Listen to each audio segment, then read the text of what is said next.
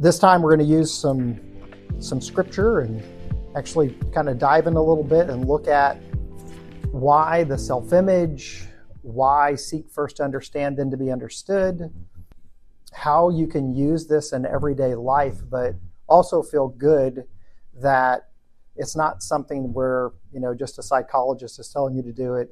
We can look at scripture and see why it's so important to have these type of interactions with human beings and what God calls us to do.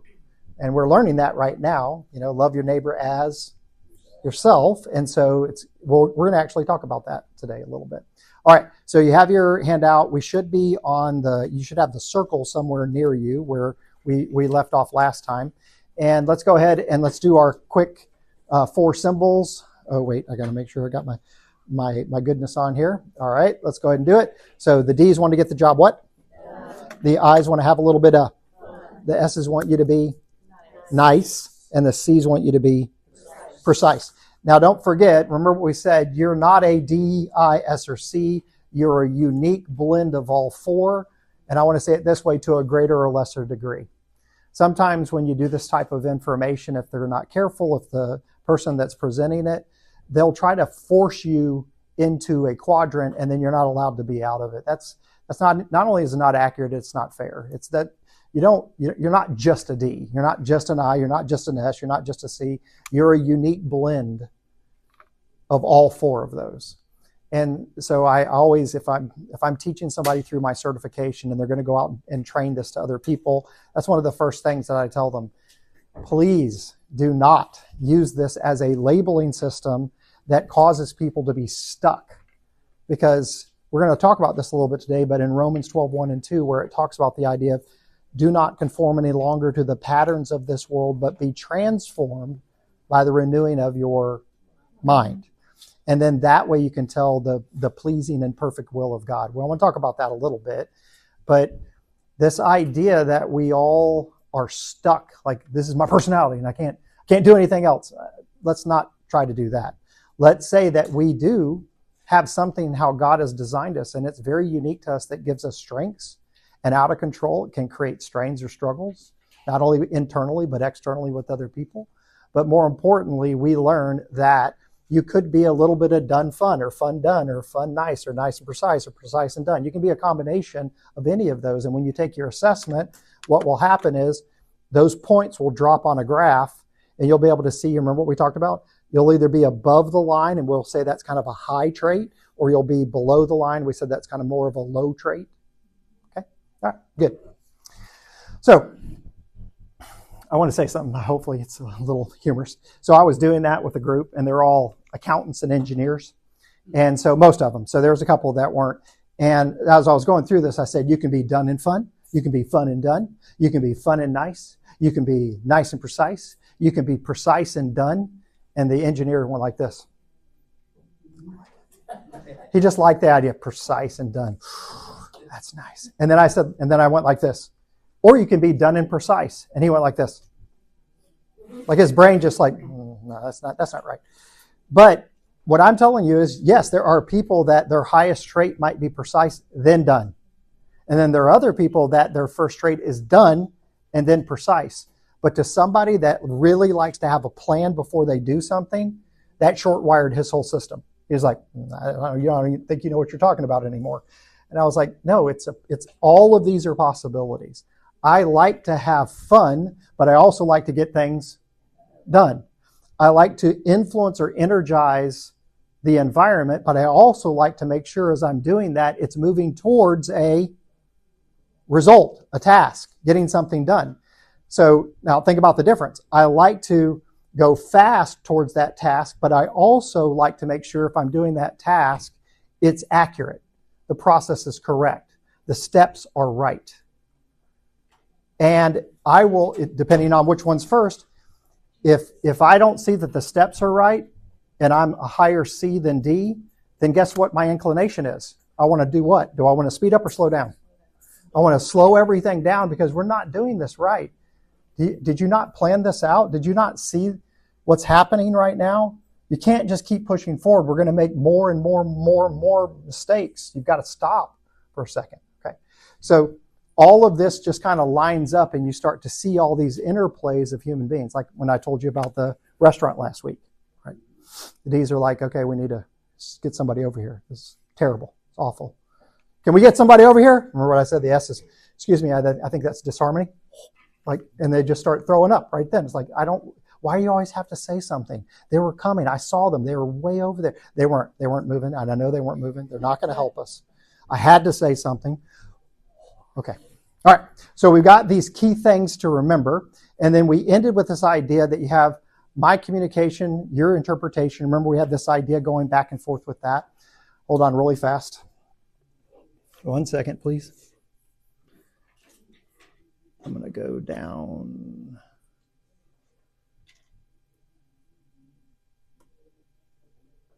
Yeah. Okay. Sorry. Let's make sure this is right. Nope. I knew it. I knew it.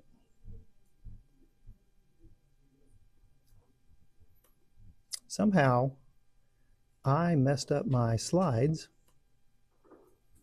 and put them out of order. All right.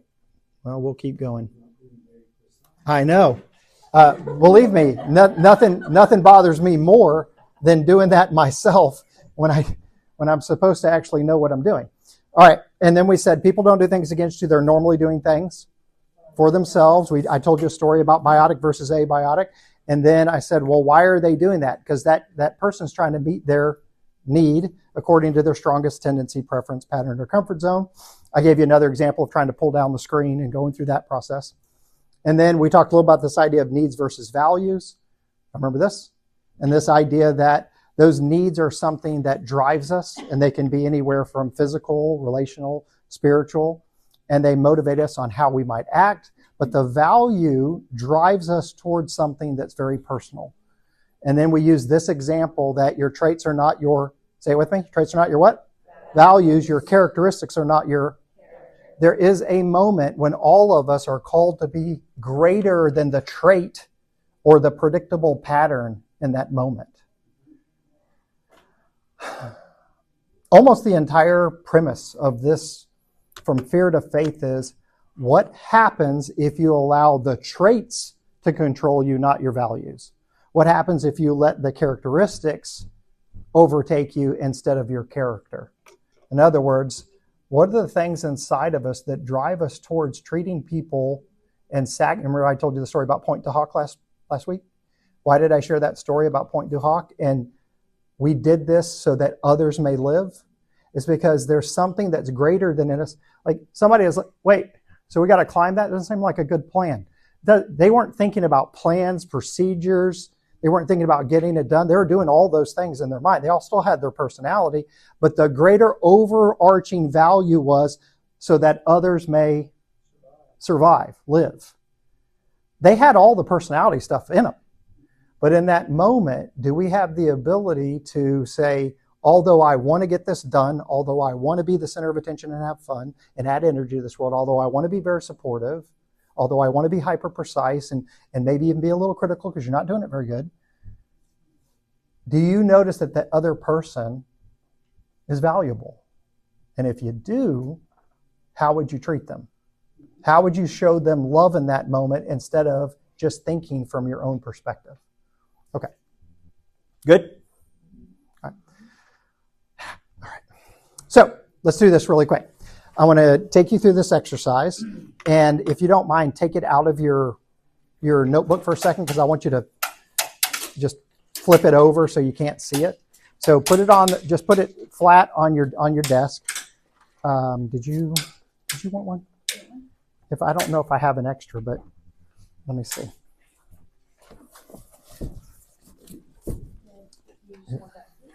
Yeah, let her borrow where she can do the exercise with us.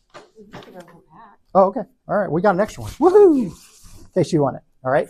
So we're just going to do a fun exercise, and at least you can compete against everybody if you'd like to. All right. So what you have in front of you, you can see it's a big circle, right? It's got a bunch of numbers on it. You need something right away.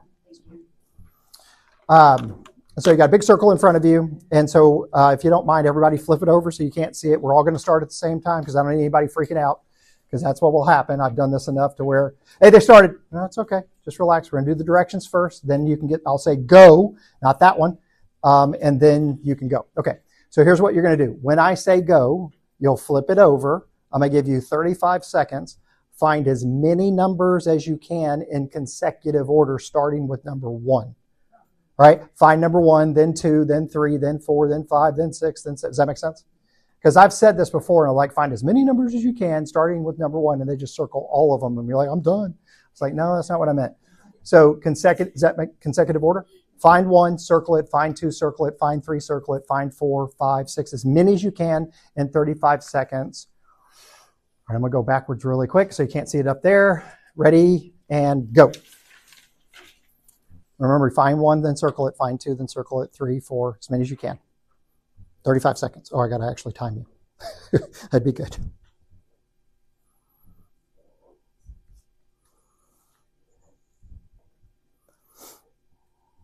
It's not a trick either. They're all there. I've gotten that one before too.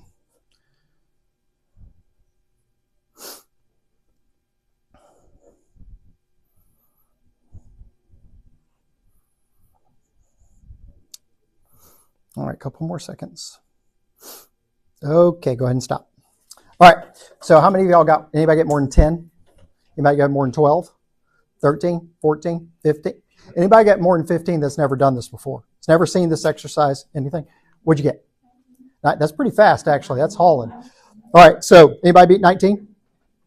19, 19, 19, 19. Okay. Tell me your first name again. Missy. All right, so you get a little disc pocket card. Just keep that in your pocket for the rest of your life. I'm just kidding. So I always like they're called disc pocket cards. They're like, oh my gosh, I just want to put that right there. I'm just going to keep it anytime I need it. D. All right. 19, right? 19. Give Missy a hand real quick. Great job. People always ask me, what's that mean? I don't know. Nothing. I'm really good at it. I mean, you super fast at circling numbers. Okay, well, there you go. And so here's what I want to do with this exercise really fast. When you look at it, if you don't mind, draw a line straight down the middle and straight across, separated into 4 pieces of a pie. All right, I always like to take a second to tell you funny things that happen in life that just show the personality stuff. So I'm at a teacher in service. It's like 300 teachers in the auditorium. I've got to be with them all day. So this seminar can go an hour, it can go 6 hours, it can go 3 days when I do a whole certification, which seems like a lot, but it's not. It goes really fast. So 24 hours worth of training so somebody can be certified. So I'm sitting in front of this group of teachers, and can you imagine kind of like an auditorium, like kind of like a C shape like this, and it goes up all the way to the top. And there's all the desks are built into the seat. Does that make sense? You know, you're sitting there and you can take the desk out and write on it. So all the teachers in the front row and all the teachers in the back all the way to the top. And I said, do me a favor, draw a line straight. Wait, the only thing I've done, okay, I'm going to be there all day. This is 8 a.m. I kick off. I say, people don't do things against you. They're normally doing things for themselves to meet a need according to the strongest tendency, preference, pattern, or comfort zone. Woo! And I tell a little quick story to get them to understand that everybody's not waking up early, just to make your life miserable. There's no one on the freeway right now driving around looking for you going, oh, there they are, and then cutting you off. There's no one doing that. There's no one on purpose trying to make your life miserable. Okay, so I've told that quick story, and now we've done the number thing. I've asked the teachers, all right, anybody? 10, 11, 12? And then I said, okay, now do me a favor. Let's take another look at this. Draw a line straight down the middle and straight across. And one of the teachers in the front row is like this. She looks around, and I could tell she wanted to ask. So I went, yes. She goes like this. Do you have a ruler like that? Because I said draw a straight line. Do you have a ruler? I was like, yeah, I just carry those. I carry that with me all the time. I just carry my ruler around with me, a little protractor and a compass. And so anyway, so I said, no, I don't have a ruler. But before I could get out, no, I don't have a ruler. Okay. It's 300 teachers. The teacher, all she said was, not loud either, but it's an auditorium, so you can kind of, sound travels. Do you have a ruler? And in the very back, at the very back of the thing, you heard this. Oh, like that, just, oh, like that, just, oh. Okay, I want y'all to practice that really good. Go, oh. Just try it. Go, oh. Okay, what does oh mean? Yeah, typically. Yeah. So, ready? I had no idea that in that situation, someone could go like this. Ruler. Oh! Right? And that just, like, I've never even seen people react like that in my whole life. I didn't even know a ruler could generate that kind of disgust.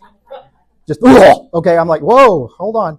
And so being understanding the information, my brain immediately goes like this. That guy's already mad. We've been here for 3.5 minutes, and this is already too much time.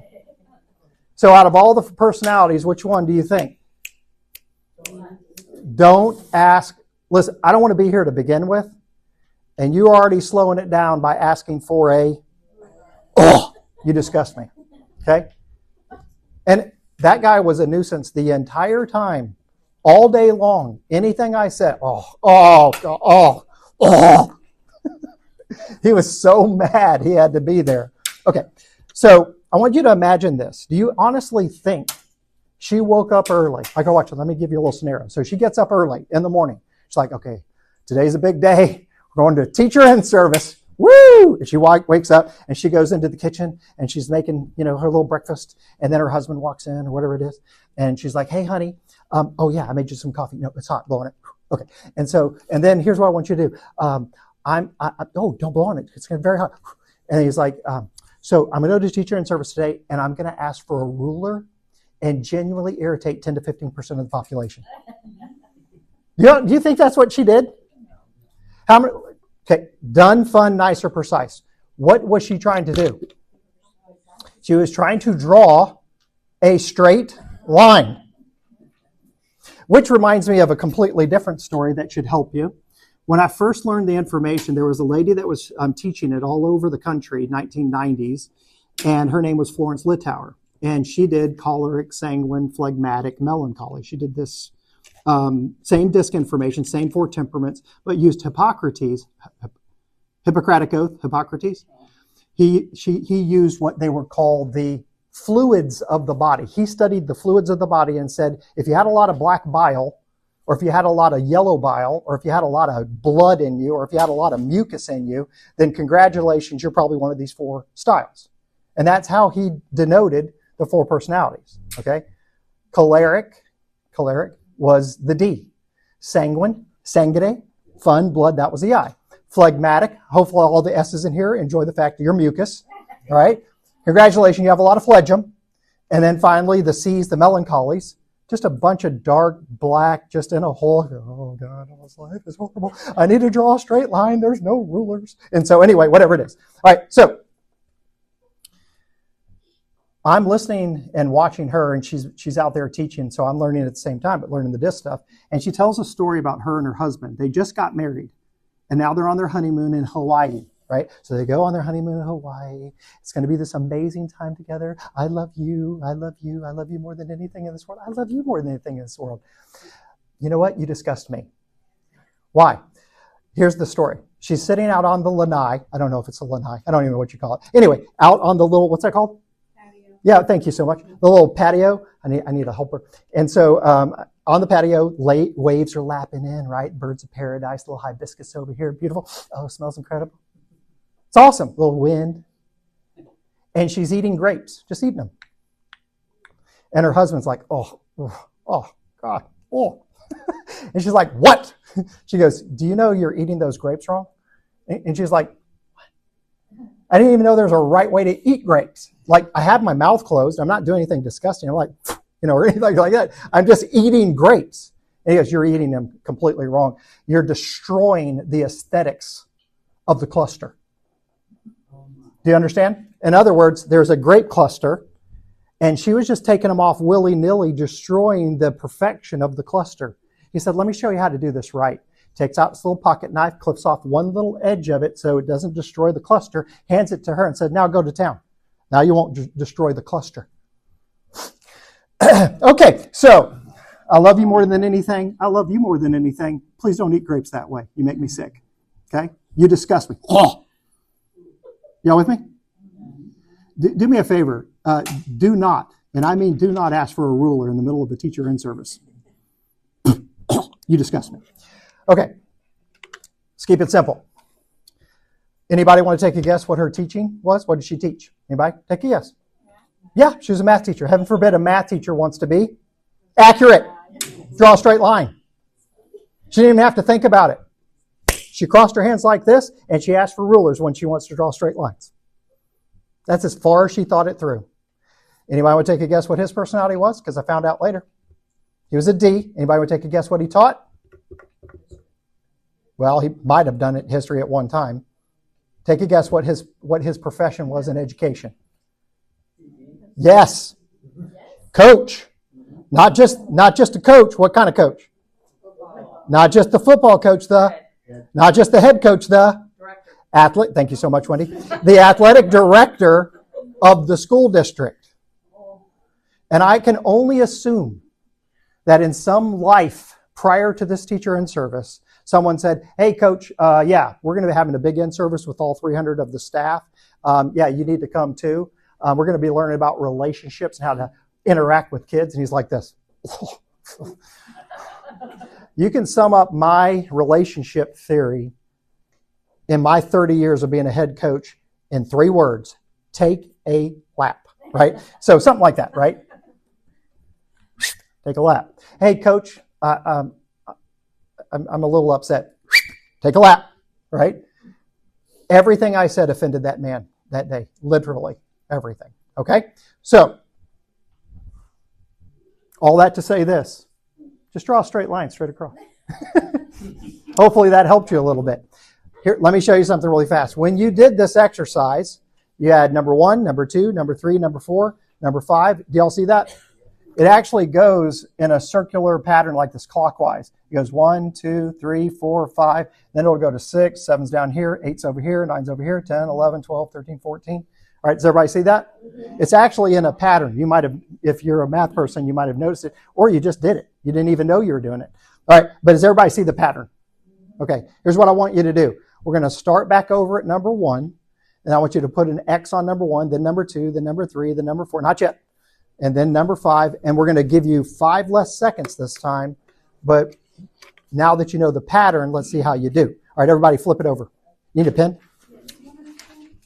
What? Not yet. Don't go yet. Did I say? I didn't say go. What are y'all doing? You're freaking out. All right, there you go. Thank you. Anybody else need a pen? Pen?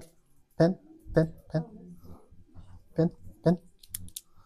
Pen? Pen? Pen? Pen? Pen? Pen? Okay. Does everybody know the rules? Okay, starting back over at number 1, put an X on it, then 2, then 3, but you're going to get 5 less seconds. But you should do pretty good because now you know the what. All right, everybody flip it over so you can't, no, flip it over so you can't see it. And then when I say go, we'll go. Okay, ready, get set, and go.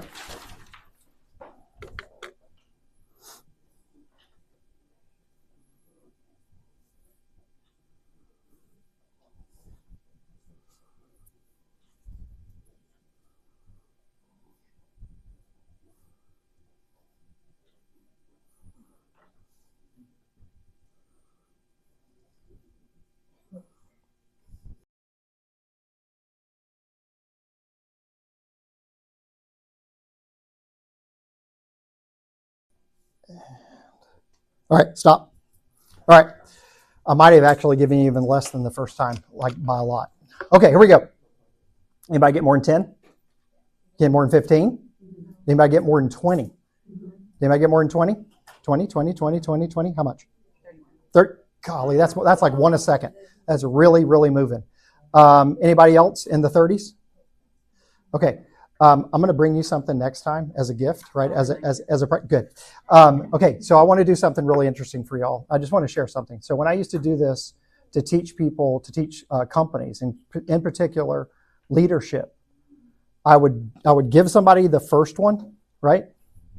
Here, and I typically would bring some like Will swag, like it would be like, a Yeti cup and a couple other things, and it'd be a lot of stuff. Like it'd be worth, $30, $40. And can't do that at church. It's a nonprofit. And so anyway, so this is, corporate. So anyway, I'm standing in front of them. I give it away. And then on the next one, someone would actually beat that score. And I would say, yeah, good job. And that would be it. Right? Okay. First off, one of my favorite things is that as I do something like this, once you realize there might be a giveaway afterwards, that changes the attitude of the group. The group's like, I didn't know there was going to be a prize. Might have worked a little bit harder. Maybe put a little more effort into it. Thought it was stupid, but now I might move. Okay. But when I don't give somebody the second time and I give somebody the first time, I'm not making this up, and I'm not going to say what the gentleman called me.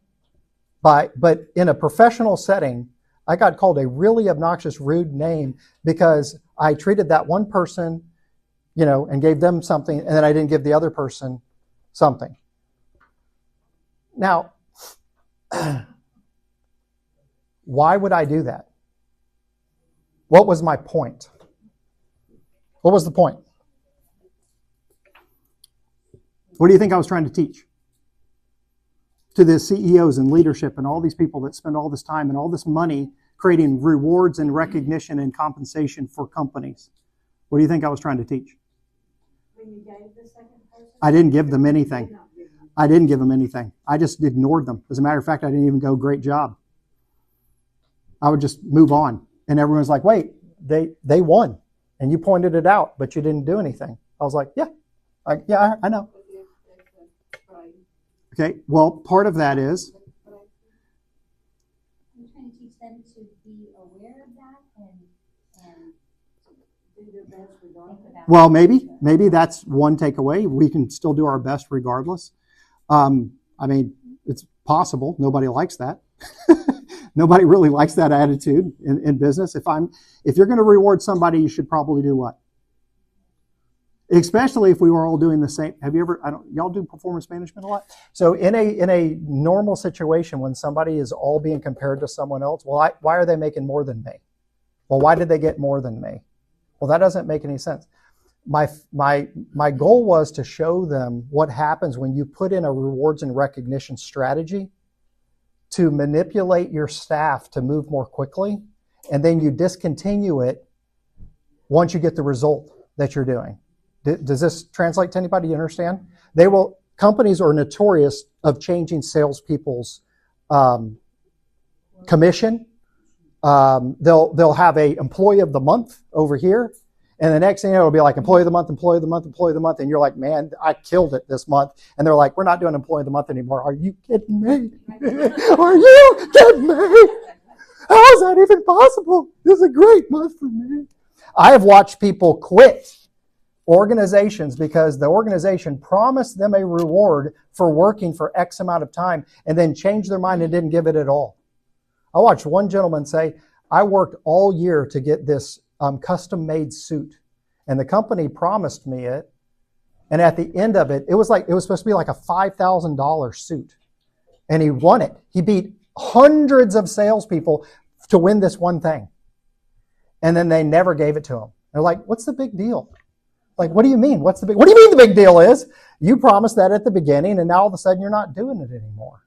Okay, I don't know if I have something that can tempt you to think differently, but what I'm trying to do is remind you that the littlest things we do to human beings, we're all looking, we're all watching, we're all paying attention. And so if you work in a system, if you're a leader, you're going to eventually be accused of not treating people like, oh, well, so that's just one of your favorites. That's another example of that's one of your favorites. Oh, they're probably just related to them. Okay, it doesn't really matter. We can come up with whatever we want, but the end result is I do that exercise to point out the fact that if you do it once, it's not motivation, it's manipulation. But if you keep it up and do it with integrity, now you've got a motivational tool. Do you see the difference? People that feel manipulated feel cheated. People that feel as though you keep your word and your character intact and you do what you promise, they now trust you differently. It's no longer manipulation. It's a true recognition system that creates motivation in people. Oh, well, we're going to change that. We're not going to do that this year. What? I just got too used to doing that, so now I was going to be really good at it. Now you're changing it again? Why are you changing it again? Well, because we didn't want to give as much money as we gave last year, and we gave away a lot. Okay? Anytime we do that kind of stuff, and I'm not talking about biblically, I'm more talking about just think about these principles that I'm teaching you, not just in the church, but it's the same thing, but also just in your life. What does that look like? Okay. Good? All right. So 31. Don't forget. Next week. No. Oh, by the way, I do apologize, but next week I have to do a job, and so I'm in Dallas, so I can't be here next week. And so Pat's going to be teaching next week. I know. I'm sorry. Yeah. No, I'm not. Yeah. I see what you just did. You promised us, and I told him at the very beginning. Listen, I have to travel. What's going to happen when I can't, be here one week? He's like, no, don't worry about that. Okay, so Pat's going to help me next week, and you're going to talk about different from his vantage point of relationships and things like that. And then we'll pick back up when I come back. Okay. How many of y'all, when you were doing this exercise, you found out that you knew where 1 was, you knew where 2 was, you knew where 3 was, you knew where 4 was, you knew where 5 was, you went over, I found 6, found 7, 5, and then eventually you got to a point where, watch this, you knew it was in that quadrant, but you couldn't find it right away. Did anybody raise your hand if you know what I'm talking about? Okay. This is probably one of my greatest thought processes and takeaways when it comes to people. Sometimes, remember what the difference? Understanding who? Me. Discovering. Sometimes to discover another person takes a lot more patience than we think, and we got to hang in that quadrant a little bit longer. We can't just immediately think we're going to figure it out and work with somebody. Listen, I'm going to overcome the fact that you don't know how to eat grapes. But I just want to let you know I can't stand you. Just for right now. But I'm going to get there. We're going to find a way to get along eventually. But you do a lot of stuff that just make me sick. Okay? Hang in there. What we're going to learn is that the answer might be what? Get her? It might be recognize them. Listen to them. Let them talk a little bit. It might be just be right. Thank you. Nice. It might be, wait a minute, they need a really clear, correct, precise answer. And I'm not used to doing that right away, so I need to spend a little more time in that quadrant before I find the answer. Okay? All right. Let me give you 3 takeaways with a bonus. So at the very bottom where it says insights, let me give you 3 things or 4 things to think about. The first thing is I want you to write down this idea that from the first time to the second time, the big difference between the first time and the second time is the increase of awareness of the pattern. Okay? Does that make sense? So we have this increase of an awareness of the pattern. So that's the first take I want to give you. What if you started to increase your awareness of people's patterns? What if, now in the business world, we talk about it all the time, I need to pay attention to these patterns that are happening in business, in the environment, right? We're about to change a major pattern. This is happening out in the world. I work with an industrial operations company, a distribution company, and when tariffs started happening, that was a major disruption of their pattern that they were used to. So it's not just relationships, but it's also results patterns. It's what's happening all around you. When you start increasing the awareness of patterns, you start to see things differently than before. Now let's go back. Do not conform any, Romans 12:1 and 2. Do not conform any longer to the patterns of this world, but be transformed by the renewing of your what? There are patterns that people use on a daily basis that protect themselves and discount you. There are patterns that hurt us. There are patterns that we get involved in that are temporary instead of more eternal. There are things where we end up, this is like, look on the ground really quick. Y'all see this? What is this created? It's a pattern. And I want you to think about that because when you get really good at recognizing patterns, second thing comes into play, which is this. All of a sudden, just with the increase of knowing what the pattern was from part 1 to part 2, I gave you less time. And what happened to our productivity? It went up. As you start to understand human beings differently, as you start to interact with people differently, and you start to see, wait, they're not doing that against me. They're not, hey, can I have a ruler? Oh, you disgust me. She was just trying to draw a straight line. So the second part is we start to increase our productivity when we understand people's patterns. But we also start to decrease the conflict and stress because what was once something you thought they were doing on purpose to you, now is just something that you know is built into them that allows them to work in this world. Let me give you an example to help us kind of think through it. So I was in the middle of my camp and I was talking about, remember, so what's this one? This one? This one? This one? Okay, so I'd gotten to the C part, and I was, again, I'm with a bunch of teenagers at my youth camp, and I was explaining the different personalities, and I was talking about the C, and they like order, and they like structure, and they like things to be a certain way, and they don't like things to be all over the place. They want to know where things are so they can, make sure everything's tidy and aesthetically pleasing. And I was saying all these different things, and one of my students is like a shotgun. He just went like this, and he's a high eye. He's like, remember? Oh! He's like, oh. I was like, yes, what? He goes, okay, my mom's not a freak. And that was it. That's what he said. My mom's not a freak. And I went like this. What? I'm sorry? He goes, my mom's not a freak. And I was like, okay, there's a story. Yeah, go ahead. And he goes like this. He goes, okay. So every week and it's like, I don't even remember what day he said, but every week my mom always has us clean up the house because she wants it all tidy, but it doesn't really matter. She always wants it tidy. And so she'll come into my room and she'll go like this. She goes, hey, could you pick that up? I was like, Mom, it's just a sock. This is his story, not mine. Okay. It's just a sock. What's the big deal? I know it's just a sock. Pick it up. I know, but it's just one sock. Everything else is pretty tidy. Why are you freaking out over one sock? I understand, but see how almost everything's done except that one sock? Just pick that sock up and we'll be good. He's like, no. And he wouldn't do it. I said, because my mom's a freak. She just wants, what's the big deal? It's a sock. And he's trying to explain to him. I'm like, I don't know what the big deal is. She's crazy. I don't know. Anyway, so he said, so are you telling me that she just likes things to be picked up and have order? And I was like, yeah, a little bit. That's what I'm saying. Okay. That's good. Okay, so week later, I get an email from him. Hey, Mr. Hinojosa, just want to let you know. I was at home, and he wrote, the sock was out. My mom came by my room and asked me to pick up the sock. You ready for this? And I picked it up, and I put it up. And she just left. And he goes and he writes, this stuff works. It's so good. Are you kidding me? This stuff.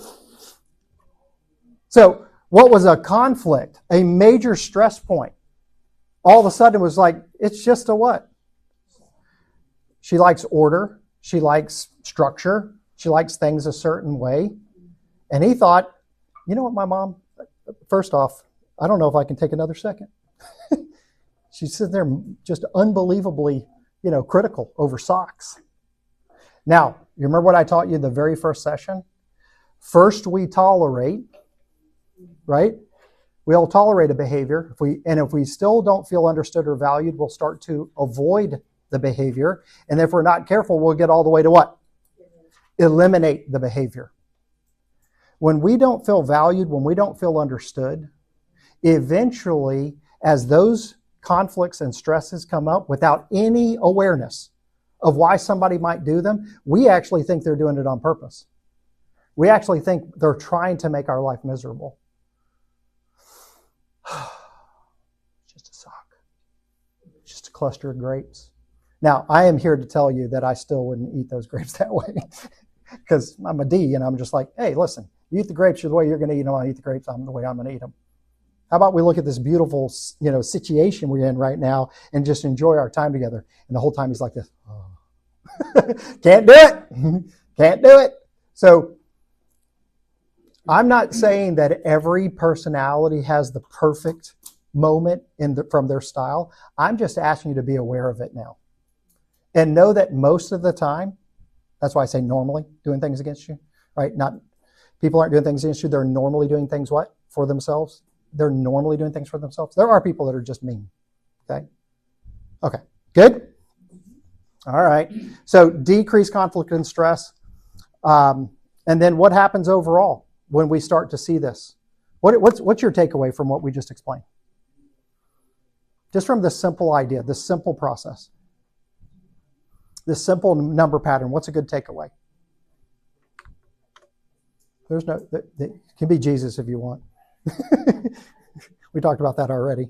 Answers Jesus. Great. Congratulations. I think it allows us to look at it from a different perspective and say, okay, it does increase the productivity in relationships. Yeah. I can let you be what I thought was OCD, Right. and I can work with that because I can see that that's who you are. Right. You want it like that. Yeah. And that does decrease conflict because it's not against me. Yeah. It's just you're doing who you are, you're being who you are. Yeah. Some of the, go ahead. Yes, please. Acceptance was the word I was thinking. Acceptance. Yeah. How does that help us? How does that help us in our relationships? Does anybody have anybody that they know that does things different than you? Like, are you there? Because what ends up happening is everything, I'm going to keep messing with this idea, but everything is a grape to you. Everything is a problem. It doesn't matter what it is. Here we go again. We got to plan everything before we do it. All right. I mean, let's take all the fun out of everything we do, but go ahead. Let's get the plan together. I thought we were just, going to go have dinner. I didn't know we had to, think about it this hard. I always say it this way. So if somebody is more active and outgoing, like they don't need to have all the discussions. Hey, would you like to go to dinner? That's it. That's all they needed to hear. Passive and reserved, they pass until they reserve the right to pass till they know more information. Where are we going? When are we going? How long are we going? Who's going? Are you driving? Am I driving? Can we be back before, you just sucked all the life out of me right there. I just wanted to get a burger, man. I didn't even know it was going to be this hard. Right? It doesn't seem like that big of a deal, but here's the hardest part that we all have to do is how in the world do I allow somebody else to be themselves? How do I meet them where they're at instead of them having to meet me where I'm at? Remember what I said last time? Bad leadership, I meet my needs at the expense of who? The other person. Good leadership, I meet my need, but I don't do it at the expense of you. Great leadership, I meet my need and I meet your need. And heroic, sacrificial, passionate leadership, transformational leadership, seek first to understand, then to be understood. Meet their needs, sometimes even at the expense of your own for a moment. And I'm not talking about for all day. There are things, I'm going to give you a business quote, but Peter Drucker used a quote that absolutely revolutionized my brain on this. We often teach leaders what to do, but we don't teach leaders what to stop doing. We often teach leaders what to do, but we really struggle, and we often don't teach leaders at all what to stop doing. My wife and I are exact opposites.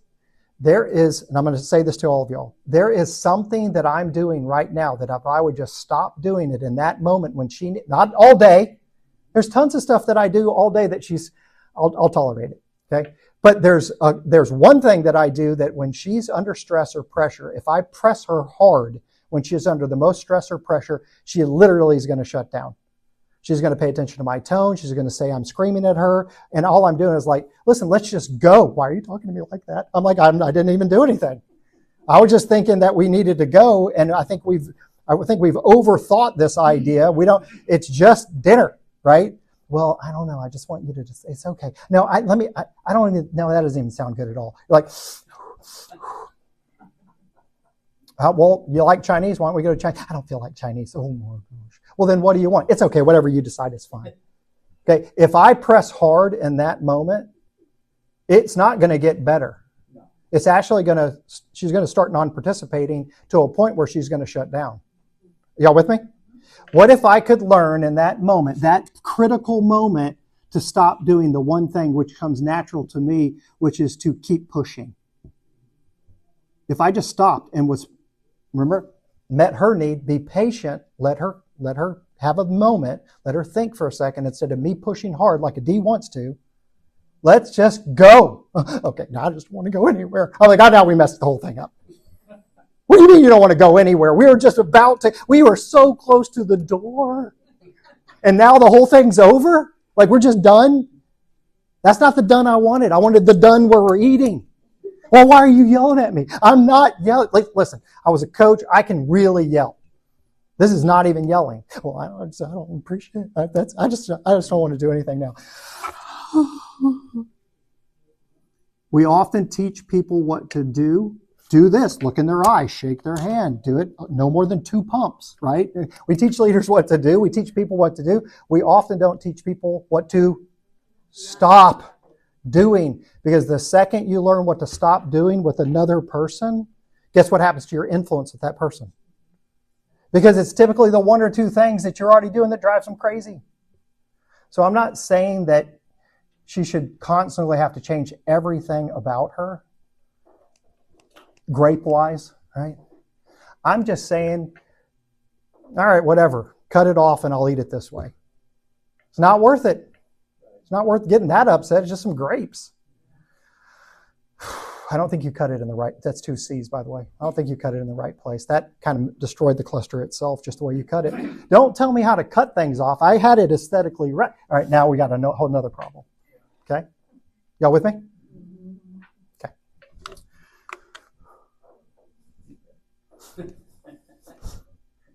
Okay.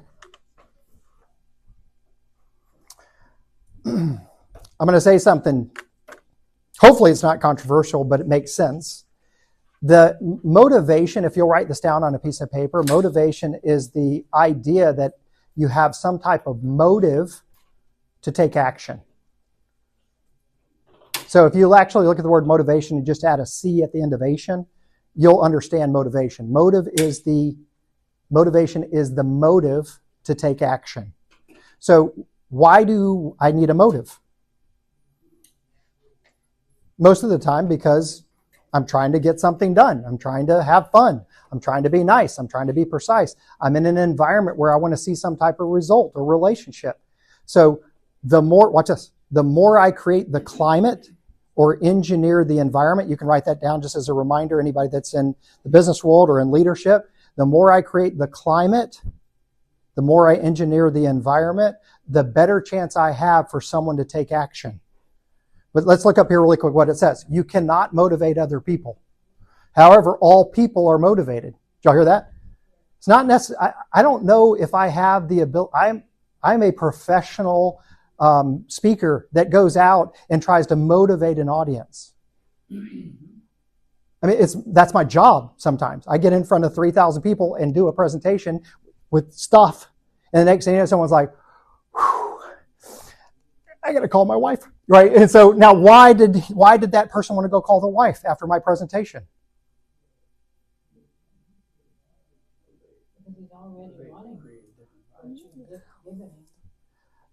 Yeah, keep going. Think about it. It's not that I have some magical ability to walk around and motivate every human being around me. As a matter of fact, I can't even motivate other people. They decide if they're going to be motivated or not. But I can, right, ready? I can create a climate. I can create an environment, engineer an environment that allows people to go, I'd rather do that than that.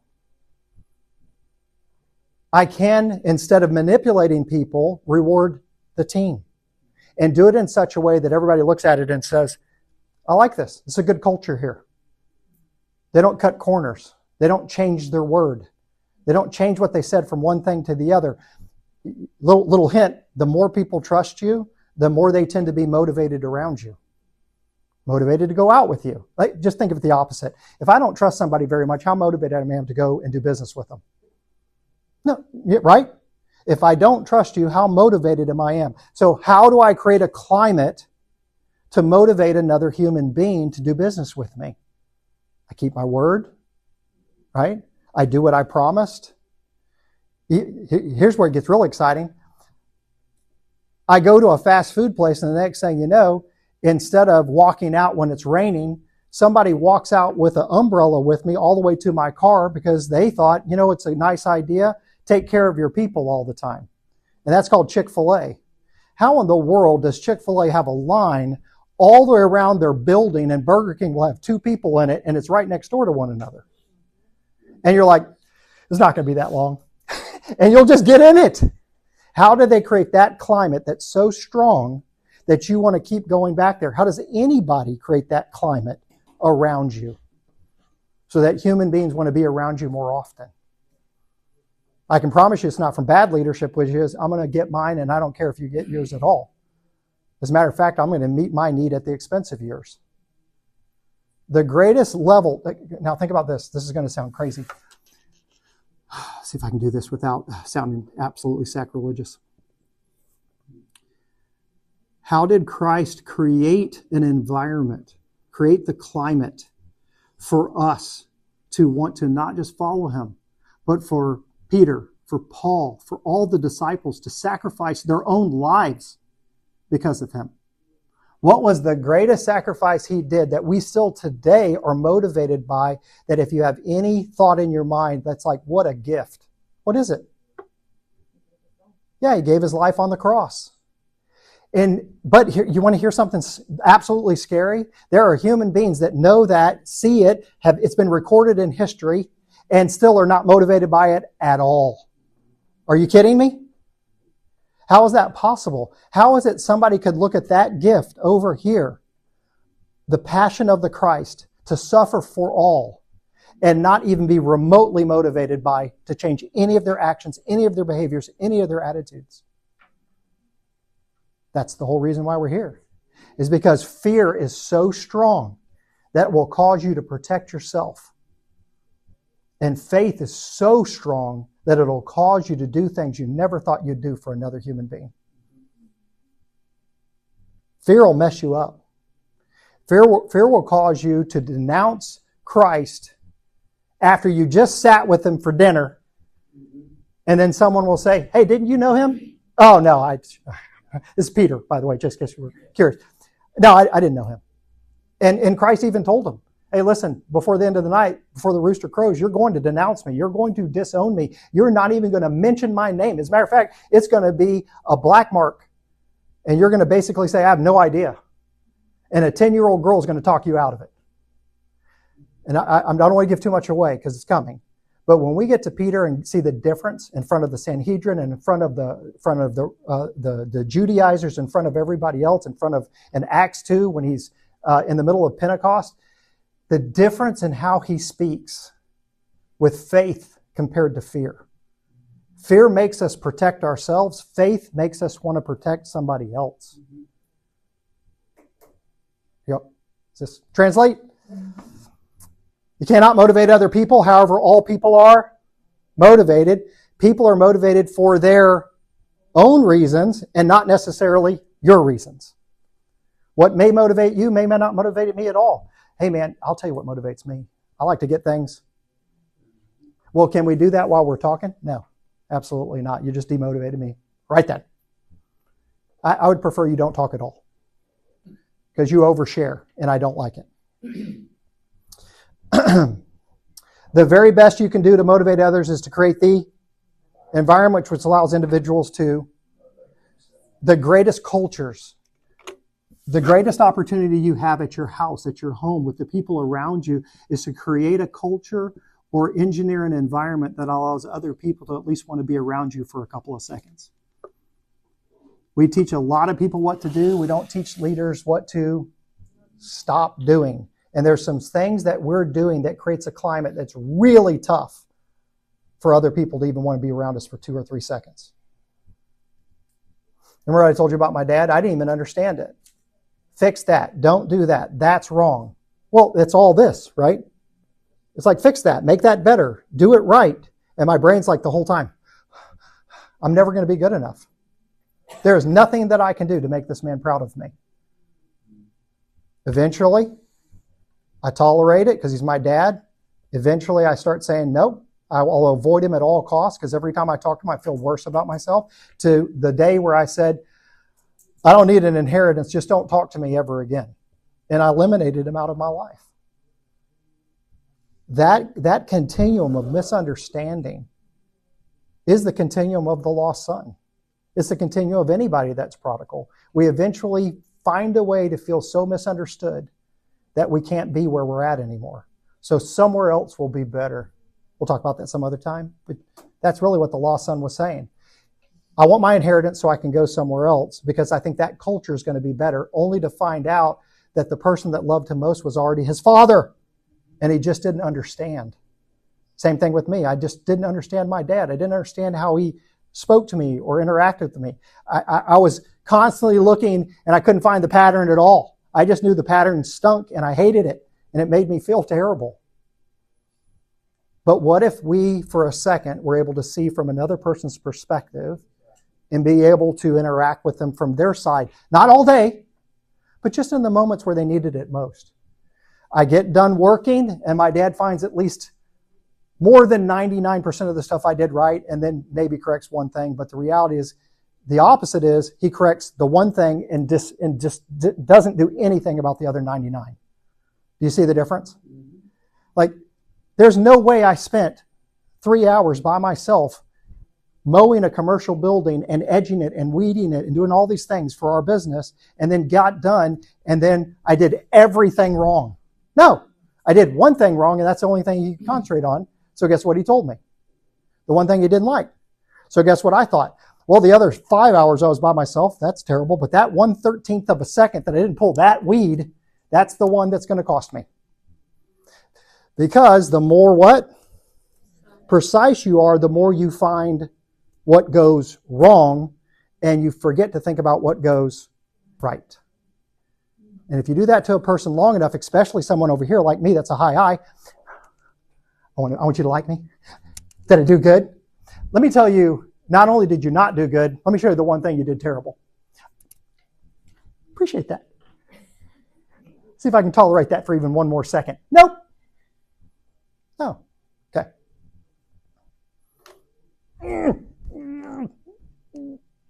Okay. We only have a couple of minutes left, so.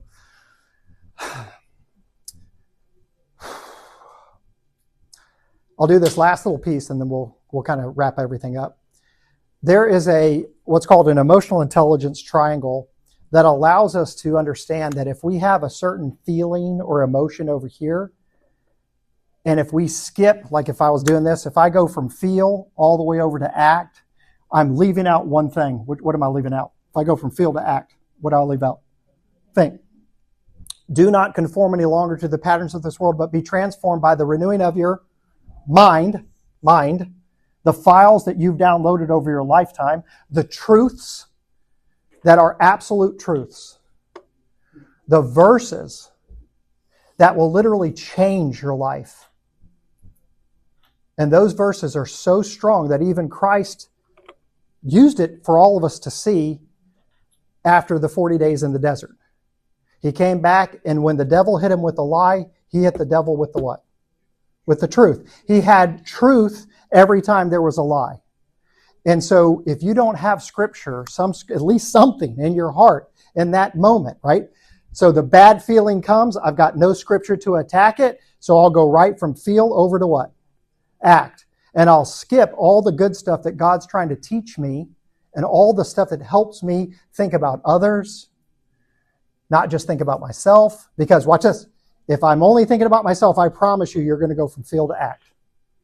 But if I know the truth, I also know that, wait a minute, there might be a good thought out there in order to deal with this situation, this fear, this relationship. Okay. Couple key things. I'm motivated when the pace is, and how many of y'all would say, I'm kind of motivated with a fast moving pace? Anybody? Fast moving pace? You like that? All right. How many of y'all are like, no, I like a little more slow, more predictable pace? Anybody? Raise your hand. Okay. I always like to do this when we're doing this just for fun. But the reality is that, so fast paced people? Anybody? All right. A little slower paced? Anybody? Okay. And then the question I always get is, can't you do a little bit of what? Can I be a little bit of both? And I always like to make the point here is that if you're still thinking about which one you are right now, I'd slide on down. Okay. I just know if you're fast paced, you're not thinking about it. You're like, fast paced, done. Move on, buddy.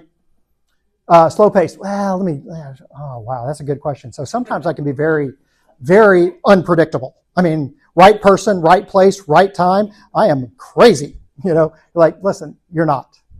You're thinking about it too hard. That right there should give you a hint that you're overthinking that. How many of y'all think I like to be a little more organized or structured? I like that environment. How many of y'all would say, no, it's okay. I like a little more unpredictability. I like to be able to interact with people a little differently. I like the relationship side of things. I don't need to have all this structure all around me all the time. Relationship people? Okay. It's okay. You can be both here. Remember what I said. You are not locked into this. You're not a D or an I or an S or a C. You can be a combination of these things. And as that pops up in your environment, you might find that in certain environments, man, I need it a little more predictable. But I'm just trying to ask you a little. It's like 51 to 49, right? And then I always say it this way. And if you leave the room, you're like, I want to change my mind. Go ahead, I don't care. Like I overshot. I thought about it, and I don't really like what I said.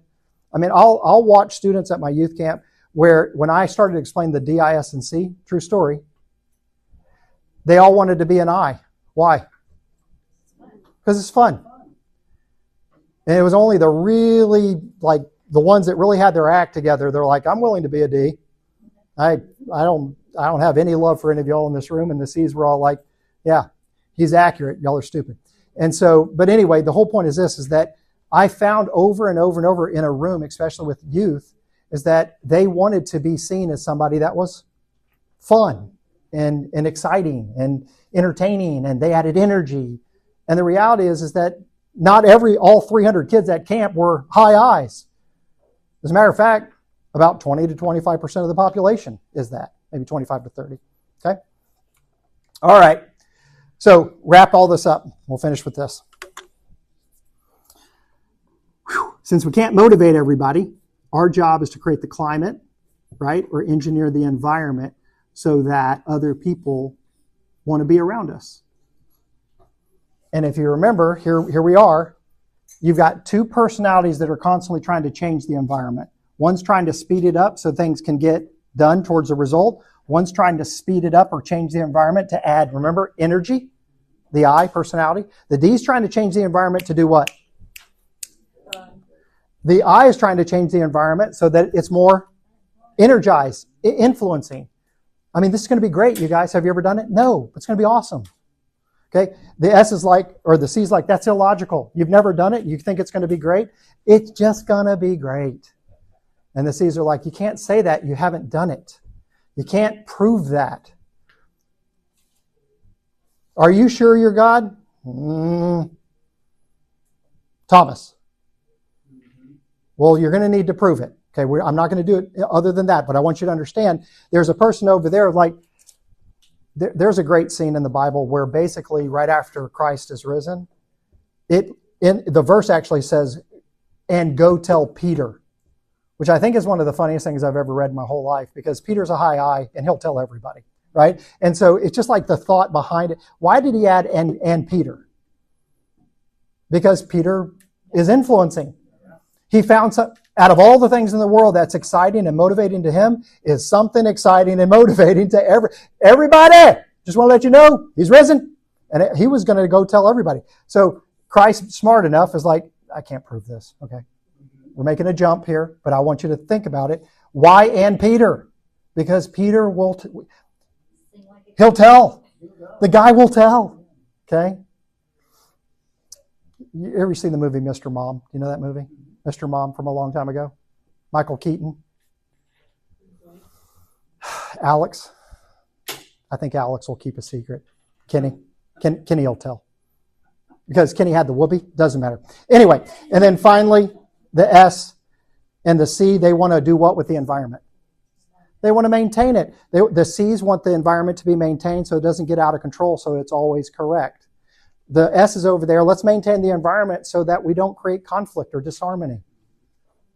So you've got two personalities that if you'll work with them, two of them want to change the environment. We'll embrace that for a little bit.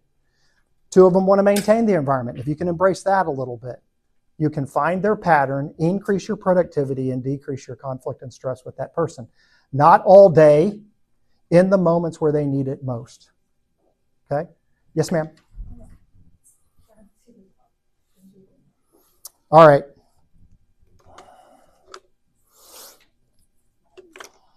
Do not conform any longer to the patterns of this world, which basically tells you to protect yourself.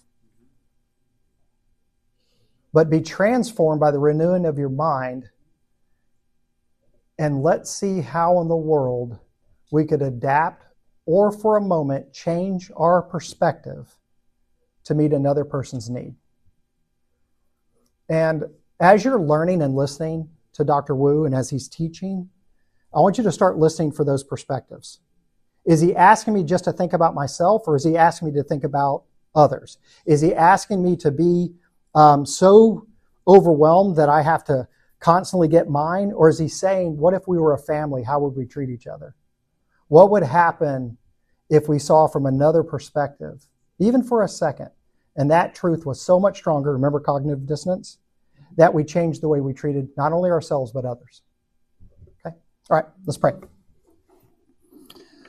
Lord God, thank you so much for the time that we have together. Thank you for teaching us about patterns. Thank you for teaching us that even though we have these traits, even though we have these characteristics, it does not have to be how we value others, and it doesn't have to be how we show our character. When we meet the need of another person, we're actually doing exactly what you asked us to do, which is to not just love, but to love our neighbor as ourselves.